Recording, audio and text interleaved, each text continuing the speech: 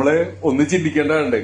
ഒരു 10 കൊല്ലം മുമ്പ് ഈ അവസാനത്തെ ഒരു 2-3 മാസം കേരളത്തിലെ അങ്ങേറ്റം തൊട്ട് ഇങ്ങേറ്റം വരെ ഓടി നടന്ന് നിരത്തി കല്ലിടലാണ്. 4 കൊല്ലം അവരുടെ ഗ്രൂപ്പ് വർക്കും തല്ലും വക്കണം മാത്രം ഉണ്ടായിട്ടുള്ളൂ. അവസാനത്തെ 2 മാസം മാത്രമാണ് ഈ തറക്കല്ലിടലുണ്ടായേ. ഇപ്പൊ നടക്കുന്ന ഉദ്ഘാടനങ്ങൾ എന്ന് പറഞ്ഞു കഴിഞ്ഞാൽ പണി പൂർത്തീകരിച്ച സ്കൂളുകള്, പണി പൂർത്തീകരിച്ച പാലങ്ങള്, പണി പൂർത്തീകരിച്ച ഹൈവേകള്, ഇതിന്റെ ഉദ്ഘാടനമാണ് ജനങ്ങളിലേക്ക് എത്തിക്കേണ്ടെന്നുള്ളത് മാധ്യമങ്ങൾ തീരുമാനിക്കുന്നത്. ബഹുമാനപ്പെട്ട മുഖ്യമന്ത്രി കഴിഞ്ഞ ദിവസം ഒരു വേദിയിൽ സംസാരിക്കേണ്ടായി. സാധാരണ നിലയിൽ ഒരു ഉദ്ഘാടനം നടക്കുമ്പോൾ അതിന് ചുറ്റും നമ്മൾ പ്രസംഗിക്കുന്നതിന്റെ ചുറ്റും മാധ്യമ പ്രവർത്തകര് ക്യാമറകളുമായിട്ട് വന്നു നിൽക്കാറാണ് പതിവ്. ഇപ്പോ പല വേദികളിലും ഒറ്റ മാധ്യമ പ്രവർത്തകർ പോലും ഈ വിശേഷങ്ങളൊന്നും പങ്കുവെക്കാനായിട്ട് ഇല്ല എന്നുള്ള ഒരു വലിയ സത്യം. അതൊരു വലിയ കാര്യം തന്നെയാണ് കേട്ടോ. കാരണം വെച്ചാലേ നമ്മള് ഒന്ന് ചിന്തിക്കേണ്ടതുണ്ട്. ഒരു 10 കൊല്ലം മുമ്പ് ഈ അവസാനത്തെ ഒരു 2-3 മാസം കേരളത്തിലെ അങ്ങേറ്റം തൊട്ട് ഇങ്ങേറ്റം വരെ ഓടി നടന്ന് നിരത്തി കല്ലിടലാണ്. ആ റോഡിന്റെ നിർമ്മാണോദ്ഘാടനം, ഈ കോളേജിന്റെ നിർമ്മാണോദ്ഘാടനം, ആ പാലത്തിന്റെ നിർമ്മാണോദ്ഘാടനം എന്ന് പറഞ്ഞിട്ട് എല്ലാവരുടെയും നിരത്തി കല്ലിടുന്നത്.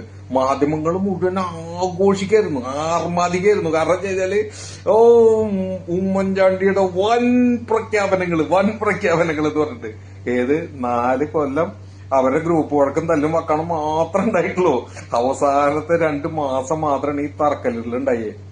പക്ഷെ ഇപ്പോ അതല്ല. ഇപ്പൊ നടക്കുന്ന ഉദ്ഘാടനങ്ങൾ എന്ന് പറഞ്ഞു കഴിഞ്ഞാൽ പണി പൂർത്തീകരിച്ച സ്കൂളുകള്, പണി പൂർത്തീകരിച്ച പാലങ്ങള്, പണി പൂർത്തീകരിച്ച ഹൈവേകള്, ഇതിന്റെ ഉദ്ഘാടനമാണ് ജനങ്ങളിലേക്ക് എത്തിക്കേണ്ടെന്നുള്ളത് മാധ്യമങ്ങൾ തീരുമാനിക്കുന്നത്. വളരെ ഇമ്പോർട്ടന്റ് ആയിട്ടുള്ള ഒരു കാര്യമാണ്. ഈ സമയത്ത് നമ്മൾ ഓരോരുത്തരും മാധ്യമ പ്രവർത്തകരായി മാറണം. ഇപ്പോഴാണ് നമ്മളത് സജീവമാവേണ്ടത്. നമ്മുടെ നാട്ടിൽ നടക്കുന്ന കാര്യങ്ങള് നമ്മുടെ സോഷ്യൽ മീഡിയയിലൂടെ ജനങ്ങളിലേക്ക് എത്തിക്കുമെന്ന് നമ്മൾ ഉറപ്പിച്ചു കഴിഞ്ഞു കഴിഞ്ഞാല് അവിടെ തീരുന്നതേ ഉള്ളൂ ഈ മാധ്യമങ്ങളിലെ കുത്തിക്കഴപ്പൊക്കെ. അല്ലേ? കാരണം ചെയ്താല് എന്തൊരു കാര്യം ഉണ്ടെങ്കിലും നമ്മുടെ വാട്സപ്പിലും നമ്മുടെ ഫേസ്ബുക്കിലും നമ്മുടെ ഇൻസ്റ്റയിലും ഇടുന്നതാണ്. ഒരു ഹാപ്പി ബർത്ത്ഡേ അല്ലെങ്കിൽ ഒരു വീട്ടില് നമ്മുടെ കിടാവിന്റെ ഒരു വിശേഷം ഉണ്ടെങ്കിൽ നമ്മുടെ വീട്ടിലെ ഒരു ചെറിയ പരിപാടി ഉണ്ടെങ്കിൽ നമ്മൾ ഇടുന്നല്ലേ.